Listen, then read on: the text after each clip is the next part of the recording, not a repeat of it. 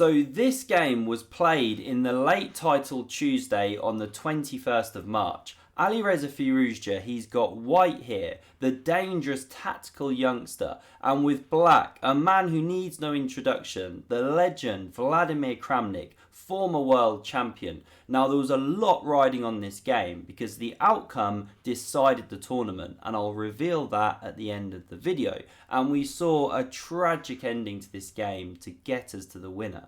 Now let's see what happened here. So Alireza kicks off with d4. Vlad goes knight f6 and now knight c3, an unusual second move. And what Alireza's setting up here is bishop f4. This is known as the Jabava London system, named after Badur Jabava, famous Georgian grandmaster of the last 20 years or so. Now it's unusual because you're blocking the c-pawn, you don't get the classic London triangle, but there are points to this of course. c6 is a classic move, now stops the knight jump, and now here Alireza just goes off-piste already. e3 is most common, but he goes queen d3, breaking opening principles, moving that queen super early, not developing minor pieces. Now what's his idea? Well, okay, you stop bishop f5, you support e4 in some lines. Who knows if the queen swings one day across that third rank? So Vlad here, he goes pawn g6, and now he's preparing bishop f5, so we see Alireza go f3, preparing to meet that with pawn e4. Now we see b5, threatening b4, kicking the knight, which is supporting e4. So a3 plays against that one. a5 renews the threat later on, but not immediately, because this rook is unprotected. There's some pins going on down the a file. So e4 now from Alireza, he gets on with the space gain, and he actually does really well out of the opening here. So the knight develops. Now it looks a bit grim on the edge of the board, but b4, c5, they're typical breaks for black in this structure. So the knight supports that in future. Now we see e5 from Alireza, the space gain. The knight jumps in here, picks up a tempo on the bishop, and then it backpedals to g7. Now, it looks quite passive to play like this, but the knight is recycling into the game. g4 is a possible move for white here, a nice positional one. Then h5, the game goes on, but Alireza instead, he allows the knight to jump, just nudges back the queen. The knight hits f5, and then he saves that bishop, keeps those dark squares protected. And now h5 from Vlad starts to secure that knight outpost and also prepares this move with the bishop. We see bishop d3, bishop h6, and now you don't want to leave that bishop on this dangerous diagonal, keep getting your queen kicked around, so Alireza goes pawn f4. We see castles, the computer not a fan of this one. Alireza's got the advantage out of the opening, nice space gain. Knight to f3 now, that f-pawn cleared the square for the knight to develop. And now b4 from Vlad, so he looks to get something going on the queen side immediately. And good play by Alireza, he drops the knight back and he anticipates this next pawn break which Vlad plays, because after captures he's now cleared a square for his knight to hop to. Queen c7 looks at recapturing this pawn in future, and now captures was played here. The knight jumps in, and so this one's not being recaptured just yet. Castles from Alireza. Now the rook came to b8, hits that half open b file. The knight jumps to d4, and it sets up lots of tactics here. Basically, this pawn is often on prise now to the queen, but you can't take it because there's all sorts of tricks with the knight jumping here or here, opening up this bishop on the attack of the pawn or the queen if it took it. So knight takes on d4 was played. This knight recaptures. We see a liquidation here, and now the queen doesn't capture. Instead, we see pawn takes. This means the queen can stay with this pawn, which is being attacked. And now here Vlad makes a mistake, but it's hard to see why it's a bad move. So he goes rook b4, but there was a tactical shot here of queen takes on e5. Taking advantage of this pin against the queen on d2, but really tough to see that stuff. This is blitz chess, and Vlad is now down under a minute. Alireza ahead on the clock. So rook b4 played. The bishop came to e3, just a nice prophylaxis move, overprotecting this pawn, opening up the rook. And now bishop g7, that one backpedals, looks to break with f6 in a moment, and the rook came to c1, defending this pawn some more, and now pawn f6. Looks to break. E6 now from Alireza. He wants to keep some lines closed.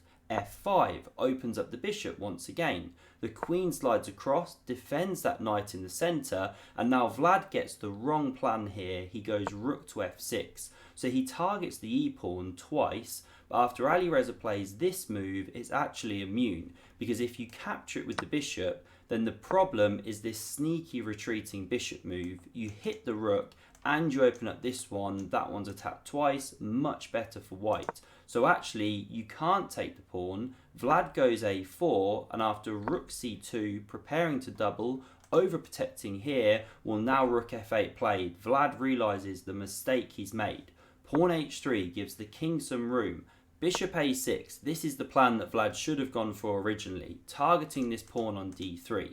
Now the rook defends, this rook doubles on the b file, and we see rook d to d2, defending the b pawn, more good prophylactic chess, and Vlad now chucks this a pawn, looks to open files for his rooks.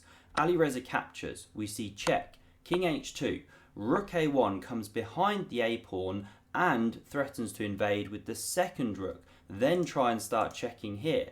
So Alireza, he could challenge the file straight away, that's the computer's favourite, but he first goes here with the queen, targets this g-pawn, Vlad defends, now he challenges the b file, rook captures, rook takes back, and he sheds a pawn by playing like this, but he had to do it to get that dangerous b rook off the board. c6 now played, and there's a threat to invade with the rook here, so the bishop drops back, covers the b7 square, and now here we see a mistake from Alireza. He goes rook to d2, not the most precise. What should he have played? Well, knight f3 is a very interesting and dangerous attacking idea, because you give an entire rook, but then you can go knight h4, and these attacking threats are just unstoppable. Huge material will then be dropping. In fact, it's mate in 9, the computer tells me. So huge attack, but not easy to see. Alireza instead, he comes away from the bishop's pin, and now the rook takes on a3, hits this bishop, but this truly is a great move of knight f3. Double exclam, because you're leaving a piece hanging, but can't be taken, or we jump with check, then pick up the rook. So Vlad doesn't capture, he goes bishop f6. He wants to cover these knight jumps, and that's why bishop d4. And this is also why Vlad does not capture the bishop. It's all about positional chess ideas, because he wants to keep these squares covered from the knight hops.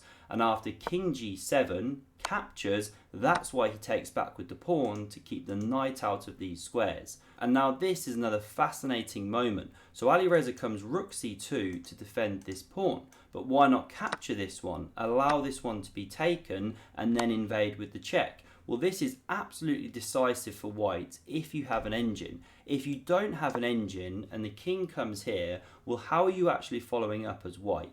You know, this pawn's about to drop from the queen. You can't push it or you lose your rook. How are you going to carry on the attack on the king? If you try knight h4, then your queen drops. You know, what's the winning plan here? And feel free to pause and look for the move if you want to do so. Because amazingly, there's actually a checkmate in 2 from this position here. So now that I've told you, right, you can probably get it. And the move to play is queen g5 check. After pawn captures, then we take like this. I mean, what a beautiful checkmate is that. There's also other good attacking moves. For example, you can go knight g5, which is mate in 7 apparently. Some really cool lines. Anyway, coming back here, Alireza didn't take. Technically best, but not so easy to see why. So he defends the c-pawn. Rook e3 from Vlad. Great move coming behind this e-pawn. Now king g1. Possibly so that he can free the queen, not run into queen takes here with check.